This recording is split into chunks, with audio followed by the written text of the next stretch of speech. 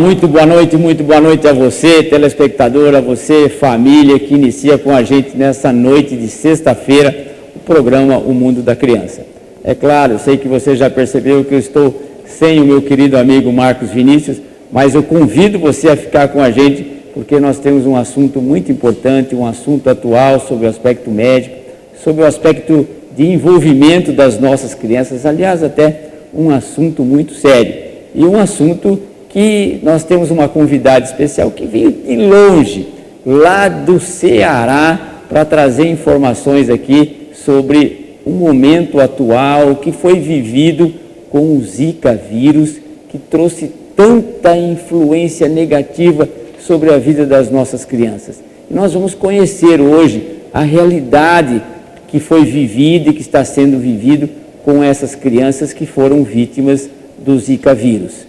E a nossa convidada é um presente que nos foi dado pela Unesp, através da professora doutora Roberta Gonçalves, que nos indicou, é a professora lá do Nordeste, lá do hospital de referência no tratamento do Zika vírus, que é a professora doutora Erlane Marques Ribeiro. Nós estamos conhecendo essa médica, essa colega nossa hoje aqui, que está visitando a nossa cidade, veio para um evento na Unesp, na nossa Unesp, que tem uma parceria assim, muito forte com a Universidade de Marília, onde nós temos aqui o projeto Amor de Criança, que cuida também dessas crianças que sofrem um acometimento cerebral importante das causas mais variadas. Portanto, a professora convidada nossa aqui, a médica, colega, ela é geneticista, neonatologista e que ela é coordenadora do Serviço de Genética Médica do Hospital Albert Sabin, lá, Hospital de Referência da Secretaria do Estado do Ceará, lá em Fortaleza. Eu queria agradecer muito, Hernani, a sua disposição de estar aqui com a gente para falar para nós da cidade de Marília.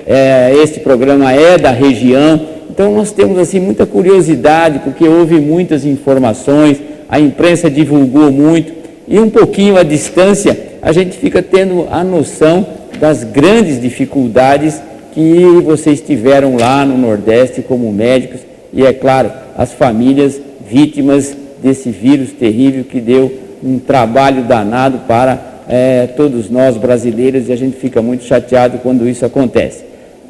Erlane, muito obrigado pela tua presença aqui. Eu gostaria assim que você já mostrasse para a gente quer te explorar ao máximo aqui, como é que foi esse histórico, como é que começou, como é que você sentiu ali de perto viver esse drama Zika vírus.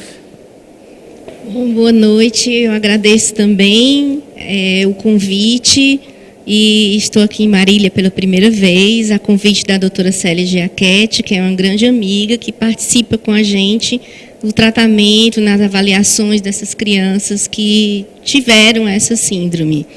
Tudo começou no Ceará em final de novembro de 2015.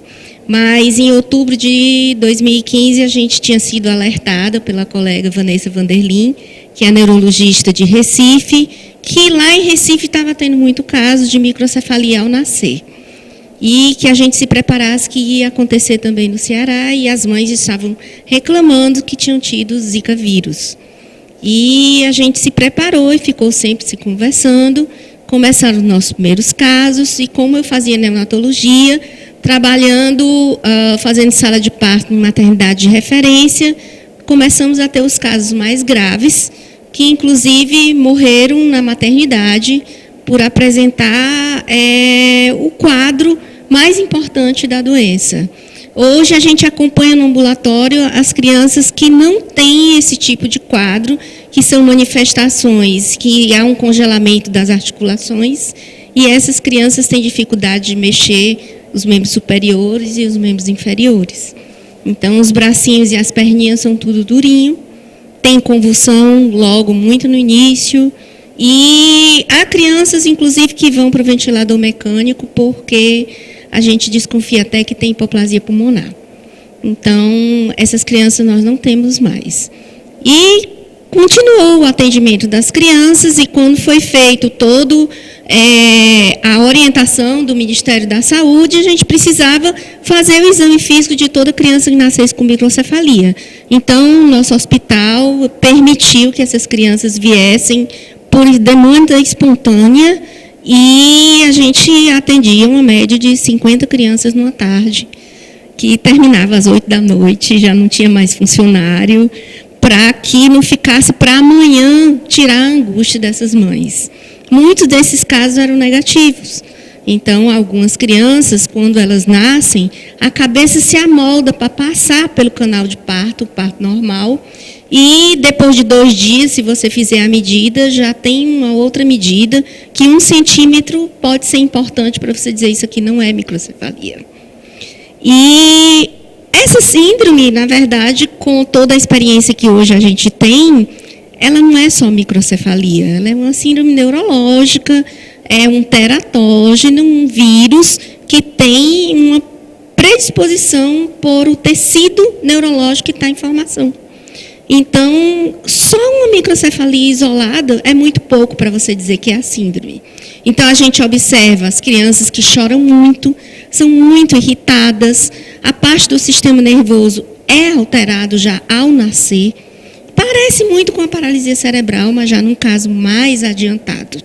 Muitas crianças têm dificuldade na alimentação e, às vezes, a mãe não observa isso, porque elas têm um reflexo de ficar sugando e, às vezes, o que você coloca na boca de uma pessoa desce, né?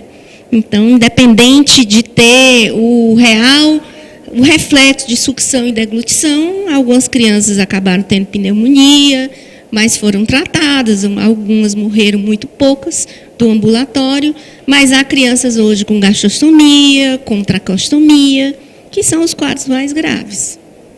Só para a gente localizar o telespectador, porque a gente tem, como é que é lá no Ceará, lá em Fortaleza, o pré-natal, se esse diagnóstico da microcefalia, queria até que você explicasse qual é o tamanho do perímetro cefálico que vocês consideram como microcefalia e qual foi a participação do pré-natal em relação ao diagnóstico.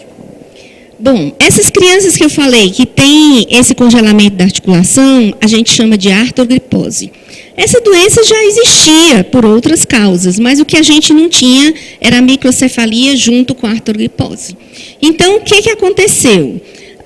No pré-natal, lá pelo período mais ou menos de 30 semanas, nos ultrassons, os médicos começaram a observar que essas crianças tinham a cabeça pequena e tinha um excesso de líquido na parte posterior do cérebro. Então, eles ficaram de olho nessas crianças, a gente tem até casos já registrados de convulsão intraútero. E o perímetro craniano, como você falou, ele vai depender da época que a criança nasceu, porque nós temos crianças prematuras. Então, para as crianças que eram prematuras, existe um gráfico, uma escala, que depende da época. Nasceu com 31 semanas, nasceu com 34, mas para as crianças a termo, seria abaixo de 32 centímetros. Todas as crianças a gente vai considerar com microcefalia, quando o normal é 34, 35, na maioria das crianças. Isso é importante, né, Nani? Para que a gente assim, possa localizar o que é que nós estamos falando em termos desse acometimento tão importante que é o Zika vírus. Veja o estrago que isso faz no cérebro. A gente está falando para o telespectador sobre Zika vírus, a experiência lá do Nordeste com o Zika vírus. A gente vai para um intervalo rapidinho e nós já voltamos lá, convidamos você a ficar com a gente. Só um minutinho, a gente já volta, tá?